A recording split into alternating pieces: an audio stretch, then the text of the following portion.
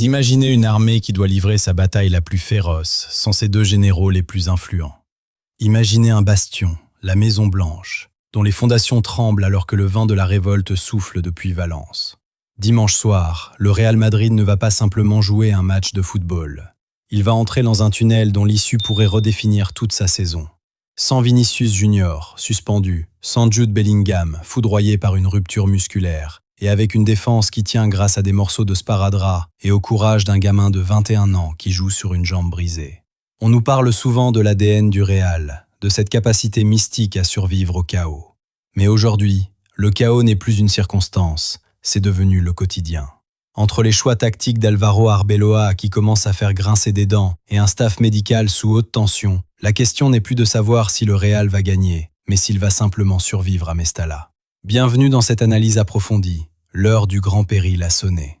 Pour comprendre l'ampleur du désastre qui s'annonce, il faut regarder le calendrier et l'histoire.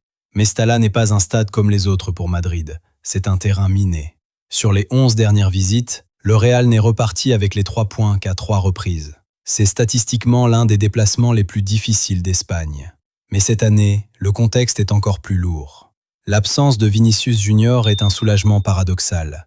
Le Brésilien s'évite l'hostilité d'un public qui l'a pris pour cible, mais pour Arbeloa, c'est une amputation tactique.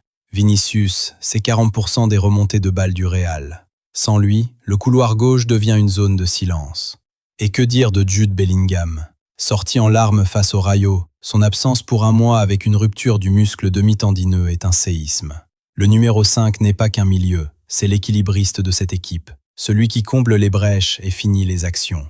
Sans son moteur anglais et son étincelle brésilienne, le Real se présente nu. La pression médiatique est à son comble. En Espagne, on commence à comparer l'état physique actuel du groupe à l'héritage de Xabi Alonso, certains journalistes n'hésitant plus à parler de détresse physique camouflée par des discours de motivation. Alors, comment Arbeloa compte-t-il compenser ses pertes? La réponse est revenue cette semaine à Valdebebas sous une forme familière mais inquiétante. Les masques d'Antonio Pintus. On les appelle les masques hypoxiques. L'idée est d'analyser la consommation d'oxygène pour pousser les corps à leurs limites. C'est la signature de Pintus. Mais ici, le débat fait rage. Est-ce vraiment de physique dont le Real a besoin? Le journaliste Anton Meana a posé les mots justes. L'aspect physique est une chose, mais l'aspect tactique semble être le grand oublié. Depuis son arrivée, Arbeloa a misé sur l'intensité et l'émotion. Mais sans Bellingham pour faire le lien entre les lignes, le 4-3-3 madrilène risque de se transformer en 2 blocs séparés. On observe un Real qui manque de structure dans les transitions. Sans Vini pour étirer le bloc adverse, Valence va presser haut et verrouiller l'axe. Arbeloa a accordé 2 jours de repos après le match du Rayo, une décision qui a surpris tout le monde vu l'urgence. Son plan, recharger les batteries mentales. Mais le football moderne ne se gagne pas qu'avec du repos. Tactiquement, l'absence de recrues en défense centrale force le coach à des acrobaties. On a raté Marc Guéhi, on a vu Upamecano prolonger au Bayern. Le Real est coincé dans une inertie de marché qui l'oblige à bricoler avec des éléments qui n'ont pas le rythme, comme Carvajal ou Alexander-Arnold de retour de blessure. Au cœur de ce bricolage défensif se trouve un homme, ou plutôt un gamin, Raúl Asensio. C'est l'histoire d'un sacrifice qui pose question. Asensio joue depuis 3 semaines avec une fissure au tibia droit. Vous avez bien entendu. Ce n'est pas une simple contusion, c'est une fracture de fatigue qui menace de rompre à chaque duel. Arbeloa le traite comme un soldat d'élite. Face à Monaco, il sort à la mi-temps. Face au Rayo, rebelote.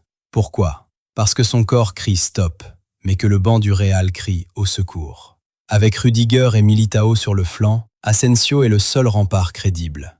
Mais à quel prix? Son langage corporel lors du dernier match était révélateur. Une appréhension dans les contacts, une vitesse de pointe diminuée. Le plan d'Arbeloa est cynique mais pragmatique. Le faire jouer à Mestalla, le faire souffler contre la Real Sociedad pour qu'il soit prêt pour le choc face au Benfica en Ligue des Champions. C'est une gestion à flux tendu qui rappelle les pires heures de la gestion des jeunes à la Fabrica. Si Asensio rechute, c'est toute la structure défensive du Real qui s'effondre pour le reste du printemps. La suite, c'est un saut dans l'inconnu. Le match contre Valence n'est que le premier domino. Derrière, il y a ce barrage de Ligue des Champions face au Benfica Lisbonne.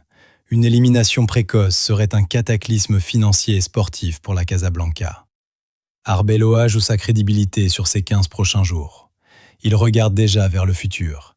vers Jacobo Ramon, ce défenseur de 21 ans prêté en Italie, pour lequel le Real possède une clause de rachat de 8 millions. Il regarde vers Johan Martinez, la pépite de 18 ans de la Castilla. Mais le futur ne soigne pas les fissures de tibia d'aujourd'hui. Le Real Madrid est dans une position où chaque victoire ressemble à un miracle médical plus qu'à une domination tactique. Peuvent-ils tenir? L'histoire nous dit que le Real ne meurt jamais, mais la science du sport nous dit que les muscles ont leurs limites. À Mestalla, dans cette arène hostile, nous verrons si le plan Arbeloa est un coup de génie ou un acte de désespoir. Merci d'avoir suivi ce deep dive au cœur de la crise madrilène. Si vous appréciez ce format d'analyse tactique et historique, n'oubliez pas de vous abonner et d'activer la cloche. On se retrouve très vite pour le débrief de ce match qui s'annonce déjà légendaire. Et vous, quel est votre pronostic pour Mestalla? Le Real peut-il gagner sans ses stars? On attend vos théories en commentaire. C'était votre expert analyste sur la Foot Chrono. Portez-vous bien et vive le football.